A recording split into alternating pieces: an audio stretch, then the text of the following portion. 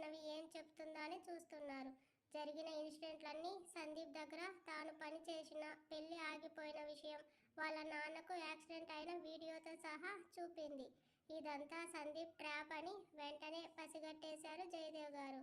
వైష్ణవికి నిజానిజాలు తెలియకుండా ఈజీగా మ్యానిపులేట్ చేసి ఆ రోజు ఫోన్లో ర్యాష్గా మాట్లాడేలా వాడే చేశాడని ఆ మాటలు విన్న తన్వి తీవ్ర ఆందోళనకు గురై మళ్ళీ హాస్పిటల్లో చేరడం, ఆ కోపంతోనే మహిధర్ వైష్ణవిని తీసుకొచ్చాడని చూచాయిగా అంచనా వేశారు. నేను ఇంటికి వెళ్ళాలి మేడం, అమ్మా నాన్న వచ్చేసి ఉంటారు. భర్తని చూసింది ఆమె. మహితో మాట్లాడతాను అంటూ వెళ్ళబోతుండగా కాఫీ అని పైన నుంచే అరిచాడు. అబ్బాయికి కోపం వస్తే ఒక పట్టాన తగ్గదు వైష్ణవి. నువ్వు కూడా నిజమేంటో తెలుసుకోకుండా ఎలా వాడి మీద నింద వేశావు? అస్సలు ఇదంతా తనే చేశాడని నువ్వు చూసావా? లేదంటే చూసిన వాళ్ళు నీకు చెప్పారా? లేదు కదా. ఒక వీడియో పట్టుకొని ఎలా అడిగావు? ఈ రోజుల్లో ఇలాంటి ట్రిక్స్ ఈజీగా చేయొచ్చు. మహిని నీకు దూరం చేయాలని సందీప్నే ఇదంతా చేయలేదన్న నమ్మకం ఏంటి? అసలు మహి ఇక్కడికి వచ్చింది కూడా మా బలవంతం మీదే. అక్కడ తన గ్రాండ్ పేరెంట్స్ తన్వితో హ్యాపీగా ఉండేవాడు. ఇక్కడ బిజినెస్ ఈయన ఒక్కరే హ్యాండిల్ చేయలేకపోతున్నారని నేనే బతిమాలితే వచ్చినవాడు నిన్ను ఎందుకు టార్గెట్ చేస్తాడు? నా కొడుకు అని చెప్పడం లేదు. మహికి కోపం ఉంది, ఒప్పుకుంటాను. కానీ ఆడదాని కోసం ఇలాంటి నీచమైన పనులు చేసే అలవాటు మాత్రం లేదు. వాడికి ఎన్ని పెద్ద సంబంధాలు వచ్చినా వద్దని అన్నాడు. వాడి మనసుకు నచ్చిన అమ్మాయి దొరుకుతుందా అనుకునేదాన్ని. అలాంటిది నిన్ను తన పిఏగా అపాయింట్ చేశాడని తెలిసి ఆశ్చర్యపోయాను. నీతో మాట్లాడినప్పుడు, నువ్వు దగ్గరగా ఉన్నప్పుడు వాడి కళ్ళలో నీ మీద ప్రేమ కనబడేది. అప్పుడు చెప్పలేదు. కానీ మీ ఇద్దరికి ఒకరంటే ఒకరికి ఇష్టం ఉంటే మీ అమ్మ నాన్నతో మాట్లాడి నిన్ను మా ఇంటికి కోడలుగా తెచ్చుకోవాలని ఆ క్షణమే నిర్ణయం తీసుకున్నాను. ఇప్పుడు కూడా ఆ విషయమే ఆయనతో మాట్లాడుతుంటే సడన్గా మీరిద్దరూ ఇలా రావడం నిజంగా షాకింగ్గా ఉంది.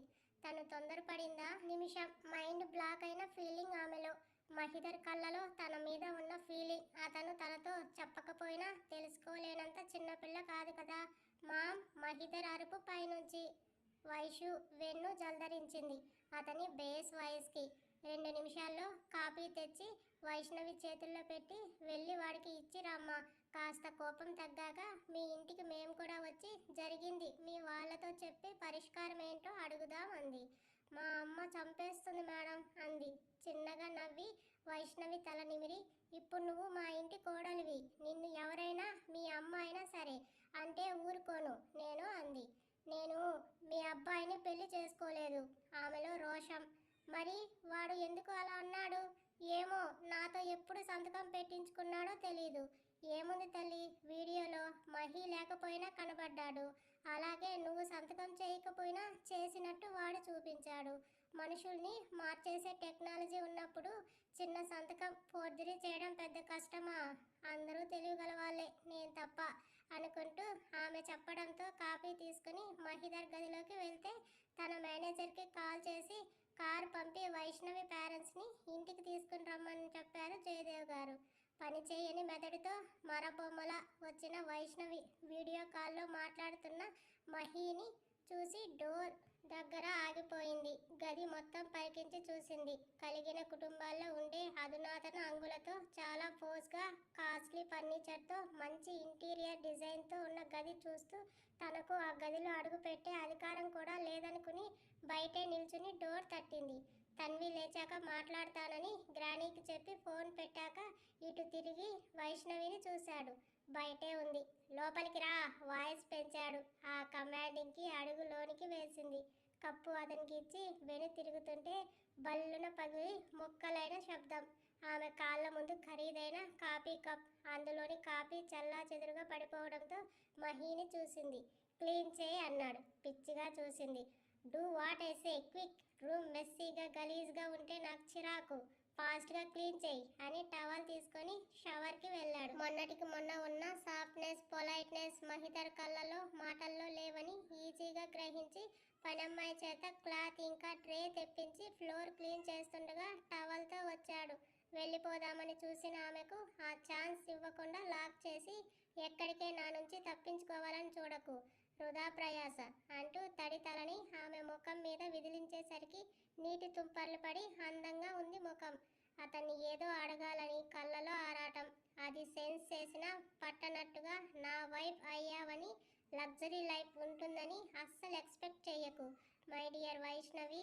మెయిడ్ కంటే హీనమైన లైఫ్ నీకు గిఫ్ట్గా వస్తుంది. నువ్వు చేసిన తప్పేంటో తెలుసుకునే వరకు నా టార్చర్ నీకు తప్పదు. ఒకవేళ తొందరగానే నువ్వు రియలైజ్ అయినా నా కోపం తగ్గే వరకు నీకు చుక్కలు చూపిస్తూనే ఉంటాను. నా మీద ఎందుకు ఇంత కోపం మహి? ఆమె బుగ్గలు పట్టుకుని don't call me ever that again. ఆ అర్హత కోల్పోయావు. నేనేం చేశాను? నా సిచ్యువేషన్లో నువ్వుంటే ఏం చేసేవాడివి? తనని వదిలేసి గెట్ అవుట్ అని అరిచాడు. వెళ్ళిపోతాను, ఇక్కడ ఉండాలన్న కోరిక నాకు లేదని వెళ్ళింది. వైష్ణవి కిందకు వచ్చేసరికి హాల్లో ఉన్నారు వాళ్ళ అమ్మ నాన్న. మహి పేరెంట్స్తో మాట్లాడుతూ మహిదర్కి కాల్ చేసి వైష్ణవి పేరెంట్స్ వచ్చారని రమ్మన్నారు వాళ్ళ నాన్న. ప్రసన్న గారి కళ్ళలో కోపానికి తల దించుకుని వచ్చి ఆమె పక్కనే నిల్చుంది వైష్ణవి. సుబ్రహ్మణ్యం గారు, అస్సలు ఏమైందో మీకు చెప్పి పరిష్కారం అడగాలని పిలిపించాను. మేమే మీ ఇంటికి రావాలి, కానీ ఇప్పటికే మీరు మాటలు పడుతున్నారు. మేము వచ్చి వాటిని ఇంకా పెంచలేము. మీతో ఒక విషయం చెప్పాలి అని మహి వైష్ణవికి పెళ్లి జరిగింది అన్నారు. ఇద్దరు షాకింగ్ ఫేస్తో చూశారు. అప్పుడే కిందకు వచ్చాడు మహి. అతన్ని చూసి వాళ్ళకి చిన్నపాటి జలధరింపు. అతన్ని ఫిట్ అండ్ స్టైలిష్ వాక్ చూస్తూ వైష్ణవి కళ్ళని అతనికి రాసిచ్చింది. పెళ్లి జరగడం ఏంటండి? ఇది మా అమ్మాయి జీవితం అనుకుంటున్నారా? బొమ్మలాట అనుకున్నారా? జీతం ఇస్తున్నారని మీరేం చేసినా చెప్పినా చెల్లిపోతుందా అన్నారు సుబ్రహ్మణ్యం గారు సీరియస్గా. నోరు ఉందని ఆలోచన లేకుండా వాగి నా ఫ్రెండ్ని హాస్పిటల్ బెడ్ ఎక్కించే రైట్స్ మీ అమ్మాయికి ఎవరిచ్చారు సుబ్రహ్మణ్యం గారు అన్నాడు మహిదర్ సీరియస్గా. మా అమ్మాయికి ఆవేశం ఉందేమో కానీ సాటి మనిషిని తెలియకుండా అనే స్వభావం లేదు. అచ్చా అంటూ ఆఫీస్లో వైష్ణవి మాట్లాడినదంతా మొబైల్లో రికార్డ్ ఆన్ చేసి వాళ్ళ ముందుకు తోసి ఇదంతా విన్నాక అదే మాట చెప్పండని ఆమెని కాల్ చేసేలా చూశాడు. వీడు యమకింకరుడు నా ప్రాణానికి. నేనంత బాధతో అరిస్తే అది కూడా రికార్డ్ చేశాడా అని పళ్ళు పటపట నూరుతూ చూసింది. నాతో మాత్రమే కాదు, మీ పేరెంట్స్తో కూడా అక్షింతలు వేయించుకుంటావు ఆగన్నట్టు లుక్ ఇచ్చాడు మహిదర్ కన్నింగ్ లుక్స్తో. సిరు చెమటలు పట్టాయి ఆమెకి. అంత పెద్ద పొజిషన్లో ఉన్న అతన్ని తనెలా మాట్లాడిందో గుర్తు వచ్చి తనకే గిల్టీగా అనిపించి ఫోన్ లాక్కుని రికార్డ్స్ని డిలీట్ చేసింది. మహిదర్ సూటిగా చూశాడు తనని. వైష్ణవి పేరెంట్స్ అయోమయంగా చూస్తుంటే చేతులు నలుపుకుంటున్న కోడల్ని చూసి చిరునవ్వుతో చూడండి సుబ్రహ్మణ్యం గారు, మా అబ్బాయి మహిదర్ మీ అమ్మాయి వైష్ణవిని ఇష్టపడ్డాడు అనగానే డాడ్ అన్నాడు అసహనంగా. ఆగు మహి, ఇది ఆడపిల్ల జీవితం, ఆటలు కాదని సీరియస్గా చెప్పి మా వాడికి మీ అమ్మాయి నచ్చింది. ప్రేమ ఉన్నా అది చెప్పడానికి వాడికి ప్రిస్టేజ్ అడ్డొచ్చింది. నేరుగా అమ్మాయిని తనకే తెలియకుండా కాంట్రాక్ట్ పద్ధతిలో పెళ్లి చేసుకుని ఇంటికి తీసుకొచ్చాడు. ఇందులో మీ అమ్మాయి తప్పు ఏమీ లేదు. ఆడపిల్ల కదా, ఆ కోపంలోనే మా వాడి మీద కాస్త అరిచింది. అదే ఉంది ఫోన్లో. తన గురించి కొడుకుని వెనక పెట్టిన వాళ్ళ నాన్నగారి వైపు అభిమానంగా చూసింది వైష్ణవి. మహిదర్ కళ్ళలో ఇదివరకులా కోపం లేకపోయినా సీరియస్గానే ఉన్నాడు. అతను లేచి వెళ్తుంటే ఆగు మహి అంటూ ఆపి, మీ పెళ్ళి సంతకాల ప్రకారం జరిగిందని నువ్వు అనుకున్న శాస్త్రం ప్రకారంగా జరగాలని మేము అనుకుంటున్నాం అని సుబ్రహ్మణ్యం గారి వైపు చూసి, మీకు ఎలాంటి అభ్యంతరం లేకపోతే శాస్త్రోక్తంగా ఘనంగా వాళ్ళ పెళ్లి జరిపి అమ్మాయిని మా ఇంటికి తెచ్చుకుంటాం. సుబ్రహ్మణ్యం గారు, మీ అమ్మాయి మాకు చాలా బాగా నచ్చింది. నా కొడుకు ఇష్టం ఉన్నా బయటకు చూపించే రకం కాదు. అమ్మాయికి మీకు ఎలాంటి ప్రాబ్లం లేకపోతే మంచి ముహూర్తం చూసి వాళ్ళ పెళ్లికి ఏర్పాట్లు చేద్దాం అన్నారు జయదేవ్ గారు. మేము అమ్మాయితో కాస్త మాట్లాడాలండి అన్నారు సుబ్రహ్మణ్యం గారు కాస్త నెమ్మదించి. డబ్బు ఉందన్న గర్వం ఏమాత్రం లేని వాళ్ళని చూసి అలాగే మాట్లాడండి, ఆ గదిలోకి వెళ్ళండి అన్నారు. ప్రసన్న గారు లేచి వైష్ణవి చెయ్యి పట్టుకుని గదిలోకి లాక్కెళ్ళి, ఏంటిది నీ ఇష్టానికి నువ్వు అన్నీ చేసి ఇలా తెగించావు అని సీరియస్ అవుతుంటే ఆమెని ఆగు అన్నాడు సుబ్రహ్మణ్యం గారు. హాల్లో ఆరాంగా ఫోన్ చూసుకుంటున్నాడు మహిదర్. ఏమాత్రం టెన్షన్ లేని అతన్ని చూసి, నీ ఇష్టానికి నువ్విలా చేస్తే ఎలా మహి? ఇప్పుడు చూడు అమ్మ ఎన్ని మాటలు పడాల్సి వస్తుందో అన్నారు జమున గారు నొచ్చుకుంటూ. వాడి కోపం వైష్ణవి మీద కాదు, తన్వి ఆరోగ్యం పాడైందని. వాళ్ళిద్దరూ పెళ్లి చేసుకుని తన్వి దగ్గరికి వెళ్ళి తనని చూసి వస్తారు. మాట్లాడలేదు మహిధర్. పలక్కుండా మొబైల్ స్క్రోల్ చేసుకుంటూ ఉన్నాడు.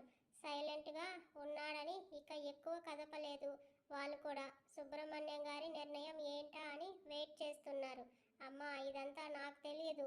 నాన్నకి యాక్సిడెంట్ అవ్వటంలో మహిధర్ హ్యాండ్ ఉందని సందీప్ వినీత్ నాకు చెప్పారు. అవన్నీ తెలుసుకోకుండానే కోపంలో అతన్ని నిలదీశాను. ఎందుకో మహి ఇవన్నీ చేయలేదని నాకు తెలుస్తున్నా అతన్ని నిలదీశాను. నన్ను తనేమీ అనలేదు. సంతకం ఎప్పుడు పెట్టించుకున్నాడో కూడా నాకు తెలియదు. కానీ మహి అంటే నాకు చాలా ఇష్టం అంది. తెల్లబోయి చూశారు వాళ్ళు. అలాగని నా అర్హతకు మించి ఇక్కడ కోడలుగా ఉండటం కూడా నాకు ఇష్టం లేదు. ప్రేమించాను అంతేకాని పెళ్లి చేసుకుని ఈ ఇంటికి రాని అయిపోవాలని మాత్రం అనుకోలేదు. నా పరిస్థితి ఏమిటి, నా అర్హత స్థాయి ఏమిటి అన్నది నాకు తెలుసు. అందుకే ఈ పెళ్లి ఇష్టం లేదని మీరే వాళ్ళతో చెప్పేయండి. ఒకవేళ నేను సంతకం పెట్టినట్టు ఆధారాలు కానీ ఉంటే విడాకులు ఇస్తానని కూడా చెప్పండి అంటుంటే, అది జరిగే పని కాదు వైష్ణవి అన్న మహిధర్ వాయిస్ వినబడింది గుమ్మంలో నుండి. లైఫ్ లాంగ్ నిన్ను లాక్ చేశాను. నువ్వు సైన్ చేసిన పేపర్స్లో మ్యాటర్ని మార్చడం పెద్ద విషయం కాదు నాకు. సో ఎక్కువ వాగకుండా మంచిగా ఉంటే మా అమ్మా నాన్నల కోరిక ప్రకారం మ్యారేజ్ జరుగుతుంది. లేదంటే నీ లైఫ్లో పెళ్ళి అనే చాప్టర్ క్లోజ్ అయిపోతుంది. ఓన్లీ మ్యారేజ్ లైఫ్ మాత్రమే ఉంటుంది. సీరియస్గా చెప్పి ఏమనుకున్నా మమ్మీ డాడీతో మాట్లాడండి. వాళ్ళని నేను ఇబ్బంది పెట్టలేను. నా మీద చిన్న చిన్న కోరికలు అయితే పేరెంట్స్గా వాళ్ళకి ఉన్నాయి. అవి తీర్చడం నా రెస్పాన్సిబిలిటీ అని సుబ్రహ్మణ్యం గారికి చెప్పి వైష్ణవిని వాడిగా చూసి వెళ్ళిపోయాడు. ఇప్పుడు ఏం చేద్దాం అండి అంది ప్రసన్న. అబ్బాయి కళ్ళలో ఆమె మీద ఇష్టం కనబడుతుంది కానీ అతను ఎందుకో కోపంగా ఉన్నాడు. మన అమ్మాయి వల్ల అతను బాధపడ్డాడు అని నాకు అనిపిస్తుంది. వైష్ణవి నువ్వు కూడా అబ్బాయి అంటే ఇష్టం అన్నావు కాబట్టి ఈ పెళ్ళికి మాకు ఎలాంటి ఇబ్బంది లేదు. ఆడపిల్లగా నిన్ను ఇంట్లోనే ఉంచి ఇంకా ఎక్కువ అల్లరి పాలు చేసే ఉద్దేశం మాకు లేదు. మా గురించి ఆలోచించి నీ జీవితం పాడు చేసుకోకు. ఈ పెళ్లికి ఒప్పుకో అని మహి పేరెంట్స్ దగ్గరికి వచ్చారు. జయదేవ్ గారు మహిధర్కి వైష్ణవి అంటే ఇష్టం, అందుకే ఈ నిర్ణయం తీసుకున్నాడు. పిల్లల ఆనందమే మనకు కావాల్సింది. మహికి ఇప్పటి వరకు ఎవ్వరూ నచ్చలేదు. ఎవరితోనూ వాడిలా బిహేవ్ చేయలేదు. మాటలు కాస్త రూడ్గా ఉంటాయి కానీ ప్రేమిస్తే ప్రాణం ఇస్తాడు. కానీ ఈ యాక్సిడెంట్ గొడవే నాకు అర్థం కావడం లేదు. మీరు ఆలోచించకండి. మహి ఎవరిని వదిలిపెట్టడు. అందరి లెక్కలు తేల్చి ఎవరికి ఎలా బుద్ధి చెప్పాలో వాడికి తెలుసు. జమున గారు వైష్ణవి తల నిమురుతూ ఒప్పుకోమ్మా అంది. తల్లిదండ్రుల వైపు చూసింది. వాళ్ళ కళ్ళలో కూడా ఆమె పెళ్లి కోసమే ఆశపడుతున్నట్టుగా మెరుపులు కనబడుతుంటే సరే అందిక. నలుగురి ముఖాల్లో ఆనందం. ఇంటి నుంచి బయటకు వచ్చిన మహి సందీప్ స్టే చేస్తున్న ఫామ్ హౌస్కి రీచ్ అయ్యాడు. కక్క మొక్క హాట్ డ్రింక్స్తో మహిధర్ వైష్ణవి మధ్య చిచ్చు సక్సెస్ఫుల్గా పెట్టామన్న సంబరంతో ముందే సెలబ్రేషన్స్తో చిల్ అవుతున్నారు ఇద్దరు. ఈ దెబ్బతో మహిధర్ అంటేనే వైష్ణవికి అసహ్యం పుడుతుంది. ఇక లైఫ్లో వైష్ణవి మహి ముఖం కూడా చూడదు.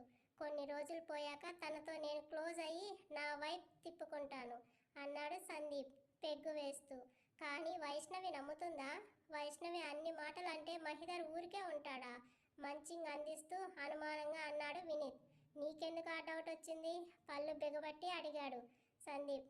మహికి వైష్ణవి అంటే ఇష్టం ఉందేమో అని నాకు అనిపించింది. ఆమె కోసం ఇంటి దగ్గర వెయిట్ చేస్తున్నాడని అమ్మ చెప్పింది. వైష్ణవి కూడా అతనితో మాట్లాడుతూ కనబడిందంట. అంటే ఒకరంటే ఒకరికి ఇష్టం ఉందేమో. షటప్, అలా జరగడానికి వీల్లేదు. వైష్ణవికి మహి అంటే ఇష్టం లేదు. వైష్ణవి నాకు మాత్రమే సొంతం.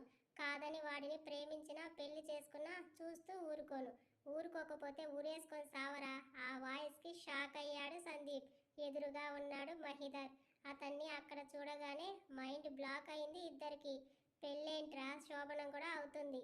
మహిధర్ నువ్వేంటి ఇక్కడ అన్నాడు సందీప్ తడబడుతూ. నా లైఫ్లో వేలు పెట్టావు, ఊరికే ఉంటానా? నీకు ఇవ్వాల్సిన బ్యాలెన్స్ అలాగే ఉంది. ఒకేసారి ఇచ్చి నిన్ను అంతా తేలిగ్గా వదలడం నాకు ఇష్టం లేదు.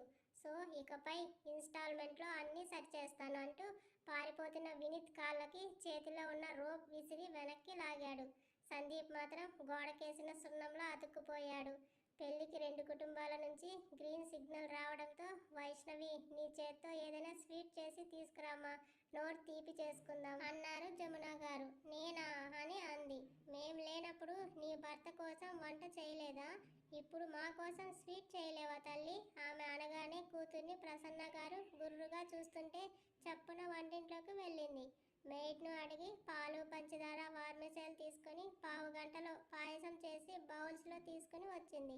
సుబ్రహ్మణ్యం గారితో జయదేవ్ గారు లోకాభిరామాయణంతో పాటు పెళ్లి ఏర్పాట్లు ఎలా చేద్దామని ప్లాన్ వేస్తుంటే పెళ్లికి బట్టలు నగలు ఎక్కడ షాపింగ్ చేయాలని ప్రసన్న గారితో మాట్లాడుతున్నారు జమున గారు. వైష్ణవి ఇచ్చిన పాయసం టేస్ట్ చేసి చాలా బాగుంది అన్నారు. చిన్న నవ్వు ఇచ్చేసి మహి ఎక్కడికి వెళ్ళాడు తెలియక గుమ్మం వైపు చూస్తుంటే వైట్ షర్ట్తో వెళ్ళిన మహి నలిగిన చొక్కా చెదిరిన క్రాప్తో కోపంలో లోపలికి వచ్చాడు.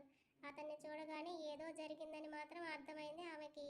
మహి ఏంట్రా ఇది అంటూ కొడుకు వాలకం చూసిన జమున గారు కంగారు పడుతుంటే కొందరి కోట ఇవ్వాల్సి ఉంటే ఇచ్చి వచ్చానమ్మా అన్నాడు వైష్ణవిని చూసి స్టెప్స్ ఎక్కుతూ. సరే బావగారు ముహూర్తాల రోజు కలుద్దాం అంటూ పైకి లేచిన సుబ్రహ్మణ్యం గారిని వెళ్తున్న మహి చూసి మీ అమ్మాయి ఇక్కడే ఉంటుంది, మీరు వెళ్ళండి అన్నాడు. అదిరిపడ్డారు అందరూ. అదేంటి మహి, పెళ్లి కాకుండా అమ్మాయి ఇక్కడ ఎలా ఉంటుంది? ఆ జయదేవ్ గారు అయోమయంగా చూస్తుంటే మా పెళ్ళి ఆల్రెడీ అయిపోయింది డాడీ, జస్ట్ మీకోసం మాత్రమే మళ్ళీ పెళ్ళి అన్నాడు. అది కాదు బాబు, మీరు పేపర్స్ ద్వారా పెళ్లి చేసుకున్న సంగతి మాకు మాత్రమే తెలుసు, అందరికీ తెలియదు కదా. పెళ్ళయ్యాకే అమ్మాయిని మీతో పంపిస్తాం.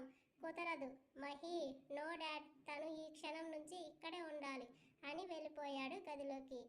అందరూ ఒకరి మొహాలు ఒకరు చూసుకున్నారు. ఏం చేయాలో ఎవ్వరికీ అర్థం కాలేదు. ఆయనతో నేను మాట్లాడి వస్తాను అంది. వెళ్ళమ్మా, నువ్వు అడిగితే ఆయన పంపిస్తాడేమో ఆశగా అంది జమున గారు. వెళ్ళింది వైష్ణవి. మహి బిహేవియర్ కొత్త అయిన ప్రసన్న సుబ్రహ్మణ్యం గారు ఇంకా షాక్లోనే ఉంటే మహిదర్ గదికి వచ్చిన వైష్ణవికి షవర్ సౌండ్ వినిపించింది. అతను వస్తాడని వెయిట్ చేస్తూ ఎక్కడికి వెళ్ళాడని ఆలోచిస్తూ ఉంది. టవల్తో వచ్చిన మహిని చూసి మొహం తిప్పేసింది. నీటి చుక్కలతో అతని దృఢమైన దేహం కాంతులీనుతుంది. సవర్జల్ స్మెల్కి అతని ప్రతి అలవాటు ఆ లైఫ్ కళ్ళ ముందు కదులుతుంటే తను అస్సలు ఆ ఇంటికి కరెక్టేనా అనిపించింది. మౌనంగా ఉన్న ఆమె నడుము పట్టి విసురుగా మీదకి లాక్కొని ఏంటే డైవర్స్ ఇస్తావా? నొసలు చిట్లించి చూశాడు. మీరు తీసుకుంటానంటే ఇచ్చేస్తాను, ఇచ్చేసి ఆ సందీప్ గడ్ దగ్గరికి వెళ్తావా? కాల్ చేసేలా చూస్తున్న ఆమెపై పెదవిని రబ్ చేస్తూ ఇలాంటి లుక్స్కి మెల్ట్ అవ్వడం, నీ బ్యూటీకి బెండ్ అవ్వడం జరగదు వైష్ణవి. నిన్ను పెళ్లి చేసుకున్నది కూడా నువ్వేం తప్పు చేశావో నీకు తెలియడానికి. ప్రతిరోజు రోజుకో రకంగా నీకు హెల్త్కి మీనింగ్ రాయిస్తాను చూడంటూ నడుము గట్టిగా ప్రెస్ చేసి విసిరినట్టే వదిలేశాడు. పడబోయి గోడని పట్టుకుని నిలదొక్కుంది. సరే, నేను తప్పే చేసి ఉంటే మీరు ఎలాంటి శిక్ష వేసినా భరిస్తాను, కానీ మీరు ఆ పని చేయలేదని ప్రూవ్ చేయండి చాలు అంది సూటిగా. ప్యాంట్ బటన్ పెట్టుకుంటూ టవల్ తీసి విసిరేసి ఆమె వైపు తిరిగి ప్రూవ్ చేయాలా అన్నాడు. అంటే నువ్వు నమ్ముతున్నావు రైట్? నా నమ్మకం తప్పని నిరూపించండి. ఆ అవసరం లేదు, ఎవరికి నన్ను నేను ప్రూవ్ చేసుకోవాల్సిన అవసరం నాకు లేదు. నేను చేశానని చెప్తున్నా కదా నీ మీద మోజుతో అన్నాడు దగ్గరికి వచ్చి. చెయ్యని తప్పును నెత్తిన వేసుకోవాల్సిన అవసరం ఏముంది? నిరూపిస్తేనే నమ్మే వీక్ పీపుల్ కోసం నా క్యారెక్టర్ నేనెందుకు నిరూపించాలి? నువ్వేమైనా ఎలిజబెత్ టెల్లర్వా? నీ బాబు ఏమైనా మైసూర్ మహారాజా కాదు కదా. మరి ఎందుకు ఈ మిడిల్ క్లాస్ అమ్మాయి కావాలని పట్టుబట్టారు? నా వల్ల ఏం తప్పు జరిగిందో చెప్పండి, కాళ్ళు పట్టుకుని అయినా క్షమించమని అడుగుతాను. అందుకు మీరు నన్ను పెళ్లి చేసుకోవాల్సిన అవసరం లేదు కదా. యువర్ రైట్ అని తనని బయటకు లాక్కొచ్చి డాడ్ ఈ పెళ్లి క్యాన్సిల్, వాళ్ళని పంపేయండి అంటూ ఆమెని కిందకు పొమ్మని విసురుగా తోశాడు. ఇదేంటండి, మీ అబ్బాయి గంటకో రకంగా మాట్లాడుతున్నాడు. ఇది మా అమ్మాయి జీవితంతో ఆడుకోవడం కాదా అంది ప్రసన్న గారు ఆవేదనగా. మహి, నువ్వు ఏం మాట్లాడుతున్నావు? నీకైనా అర్థమవుతుందా? ఏంట్రా ఇదంతా? అర్థమవుతుంది. స్టెబిలిటీ లేని వాళ్ళని నా ఆఫీస్లోనే రానివ్వను, ఇక ఇంట్లో నా లైఫ్లో ఎలా పెడతాను? తను ఈ ఇంటికి కరెక్ట్ కాదు అన్నాడు కోపంగా. కళ్ళలో నీళ్లు తిరిగిన వైష్ణవి అక్కడి చూసింది. వెనకే మౌనంగా వచ్చేశారు వాళ్ళ